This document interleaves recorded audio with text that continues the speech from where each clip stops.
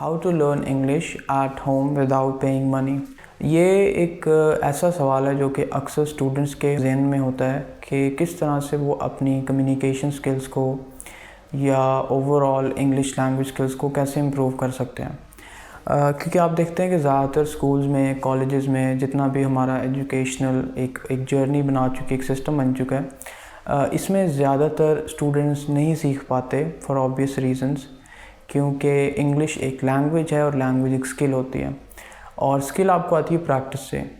Skill आप एक ख़ास वक्त बैठकर या उसके बारे में सोचकर या उसके बारे में पढ़कर नहीं सीखते। जब तक आप उसको उसकी मशक़ें नहीं करते, उसको प्रैक्टिस, उसकी एक्सरसाइज नहीं करते तब तक आप वो लैंग्वेज नहीं सीख सकते। हर किसी की अपनी सजेशंस होती हैं। कुछ लोग कहते हैं कि जी मूवीज़ देखो, न्यूज़पेपर पढ़ लो, या फिर आजकल ऐप्स आई हैं बहुत सारी, डुओलिंगो जैसे है एक, और कई तरह किस तरह की नए रिसोर्सेज हैं। लेकिन उनमें एक चीज़ मिसिंग है। उस चीज़ के मिसिंग होने की वजह से ज़्यादातर स्टूडेंट्स लैंग्वेज नहीं सीख पाते। और ख़ास तौर पर जब आप बात करते हैं अपने तौर पर सीखना, क्योंकि एक तो काफ़ी सारे इंस्टीट्यूट्स बहुत ज़्यादा पैसे चार्ज करते हैं। मैंने देखा है काफ़ी सारे इंस्टीट्यूट्स थोड़ी गिमिकी स्कीम्स होती हैं और it sounds to good to be true. यानी वो उनका क्लेम ये होता है कि 3 महीने में आपको फ्लुएंट कर देंगे, जो कि पॉसिबल ही नहीं है, किसी तरीके से पॉसिबल नहीं है। 3 महीने में आप एक बिगिनर को एक एडवांस लेवल तक लेके जा ही नहीं सकते। इट्स इम्पॉसिबल, साइंटिफिकली इम्पॉसिबल और स्टेटिस्टिकली भी इम्पॉसिबल है।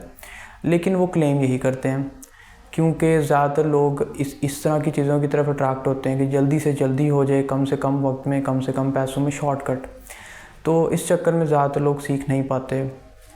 उसके अलावा पैसे बहुत ज़्यादा हैं, चार्जेस, फ़ीसेस बहुत ज़्यादा, फ़ीस बहुत बढ़ चुकी है। इसके अलावा कुछ लोग हेजिटेशन फील करते हैं in terms of showing there real, authentic and uncovered face, के वो किस तरह से लोगों के सामने अपनी स्किल को प्रैक्टिस करें या फिर अपनी ऑफ कोर्स बच्चों में चीज़ नहीं होती, इसलिए बच्चे जल्दी सीख जाते हैं। लेकिन अडल्ट्स में थोड़ी उकताहट रहती है, थोड़ी हेजिटेशन रहती है कि हम थोड़ी शाइनेस रहती है।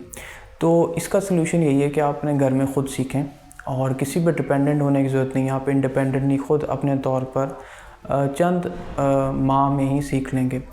2-3 माह नहीं कहता, लेकिन 6 माह के अंदर आपको कुछ ना कुछ रिज़ल्ट्स नज़र आएंगे, जो एक रियलिस्टिक, अगर आपको मैं टाइम एलोकेट करके दूं तो एटलीस्ट 6 मंथ्स मिनिमम। उससे नीचे तो आपको कोई ख़ास रिज़ल्ट्स नहीं मिलेंगे।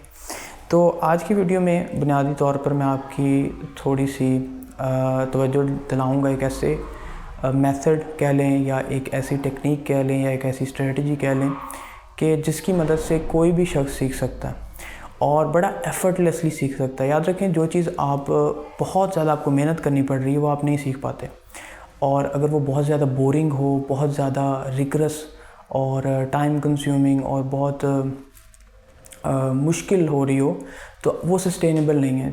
थोड़े अरसे के बाद आप थक जाएंगे और फिर उसको तर्क कर देंगे, अबैंडन कर देंगे।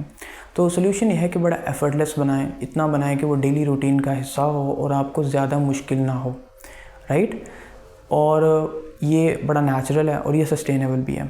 तो अब आपने करना क्या है, मुद्दे पे आए थे। सिंपल आपने करना ये है कि कोई ऐसा सब्जेक्ट, कोई ऐसा टॉपिक, कोई ऐसी चीज़ जिसमें आपको दिलचस्पी है, वो कुछ भी हो सकता है। हर किसी का कोई ना कोई इंटरेस्ट तो होता है, ऑब्वियसली हर कोई कुछ ना कुछ चीज़ों की तरफ अट्रैक्टेड होता है। कोई उनकी फैसिनेशंस होती हैं, कुछ लोगों के इंटरेस्ट होते हैं कि मुझे फ़लाँ टॉपिक के बारे में जानना पसंद है या मुझे फ़लाँ चीज़ के बारे में सीखना पसंद है। तो हर किसी की ये बड़ी सब्जेक्टिव चीज़ है और बड़ी पर्सनल चीज़ है। तो ये आपने ख़ुद तलाश करनी है और इसका जवाब बड़ी आसानी से मिल जाएगा। अगर आप थोड़ा सा भी गौर करेंगे तो 2-3 चीज़ें आपके जहन में आएंगी। उनमें से एक आप शॉर्ट लिस्ट कर लेंगे, ये है, इसको मैंने डिसाइड करता हूँ, इसको चूज़ करता हूँ।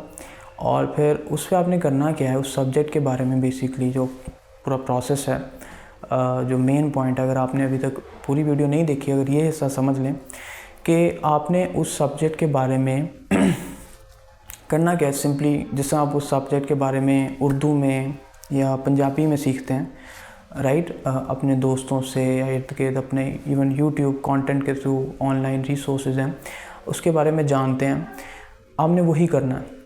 उस सब्जेक्ट के बारे में, उस मौजू के बारे में, उस टॉपिक के बारे में, उस फील्ड के बारे में, उस डोमेन के बारे में सीखना है। लेकिन जो कंडीशन है सॉरी, वो कंडीशन ये है कि आपने इंग्लिश में सीखना है, उर्दू में नहीं, पंजाबी में नहीं।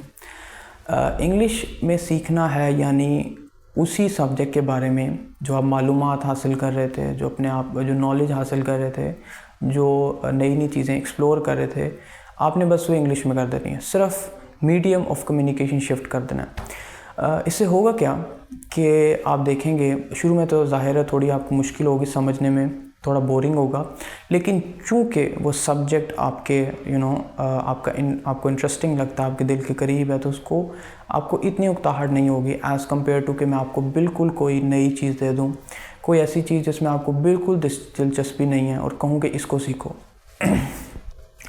अब थोड़ा अरसा 2-3 माह आप लगाएंगे तो आहिस्ता आहिस्ता होगा क्या कि वक्त के साथ आपको रियलाइज़ होगा कि आप तो सिर्फ़ अपना शौक़ पूरा कर रहे थे, राइट, आप उस सब्जेक्ट के बारे में सीख रहे थे और आपको उसमें दिलचस्पी थी इसलिए आप सीख रहे थे। इससे होगा क्या कि ऑटोमेटिकली और बड़ा एफर्टलेसली, सबकॉन्शियसली आपको इंग्लिश भी आ जाएगी। 3-4 माह के बाद आप और करेंगे, तवज्जो करेंगे, तो आप कहेंगे मैं तो सिर्फ, मेरा एक मोटिव था, एक गोल था और मैं उसको पूरा करते करते लैंग्वेज भी सीख ली। लैंग्वेज आपको एज अ बाय प्रोडक्ट मिलनी चाहिए। जब तक आप लैंग्वेज को आइसोलेट कर देंगे ना उसके इस्तेमाल के साथ, इंग्लिश की एक एप्लीकेशन है, इंग्लिश को कहीं यूज़ किया जाता है। यूज़ किस लिए किया जाता है? चीज़ों को समझने के लिए और समझाने के लिए।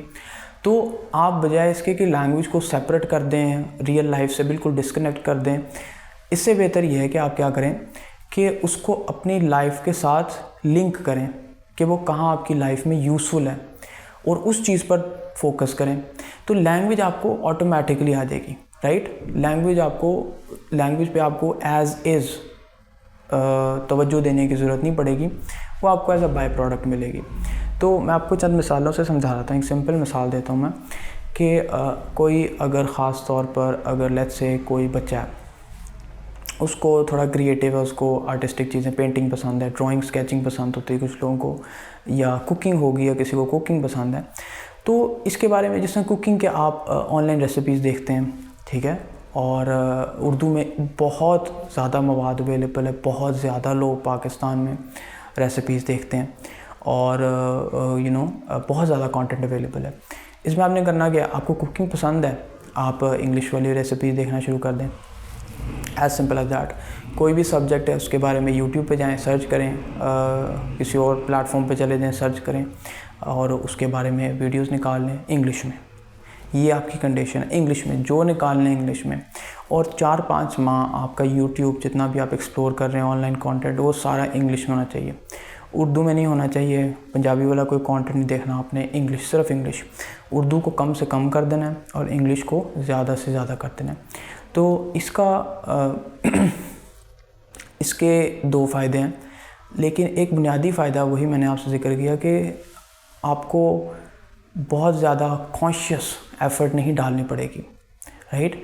आपको अपने आप को फोर्स नहीं करना पड़ रहा कि इंग्लिश सीखो, इंग्लिश सीखनी है मैं इंग्लिश स्किल इम्प्रूव करना चाहता हूँ। इस तरह जब तक आप ये करेंगे आप कभी भी आगे नहीं बढ़ सकते।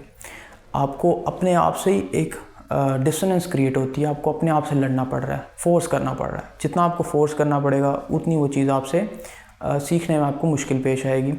तो आप अपनी एक चीज़ डिसाइड करें, एक कुछ भी कर सकते हैं, हर किसी के लिए अपनी बड़ी सब्जेक्टिव चीज़ है, लेकिन एक चीज़ आपने शॉर्टलिस्ट करनी है और उस चीज़ के बारे में सीखना है यूट्यूब पे। और यूट्यूब के अलावा आपको ज़रूरत नहीं है, यूट्यूब पे हर सब्जेक्ट के बारे में बेतहाशा नॉलेज अवेलेबल है, इंग्लिश में अवेलेबल है। आपका पूरा होम पेज, आपकी पूरी फीड इंग्लिश की वीडियो से भरी होनी चाहिए। ये वो तरीका है जिससे ना आपके पैसे लग रहे हैं, कोई भी शख्स सीख सकता है, नो मैटर क्या उनकी एज क्या है, उनका बैकग्राउंड क्या है, कितने पढ़े हैं, कितने लिखे हैं, सारे सवाल बड़े इररेलेवेंट हैं। अगर आप डेली कुछ वक्त निकाल कर 2-3 घंटे मिनिमम आप यूट्यूब एक्सप्लोर कर रहे हैं, सिर्फ सुन रहे हैं पर इतना बोल भी नहीं रहे, स्पीकिंग भी नहीं कर रहे, लिसनिंग पे आपका फोकस है तो इससे आपको आपका दिमाग लैंग्वेज एब्जॉर्ब करेगा और चंद ही अरसे में आपको इम्प्रूवमेंट नज़र आएगी। और ये सीखने का तरीका, एक चीज़ मैं आपको श्योर कर दूं कि ये वो तरीका है जो कि नेचुरल है, ऑर्गेनिक तरीका है, और ये वो तरीका है जिसके ज़रिए से आप फ्लुएंट लेवल की इंग्लिश को आसानी से सीख सकते हैं, राइट।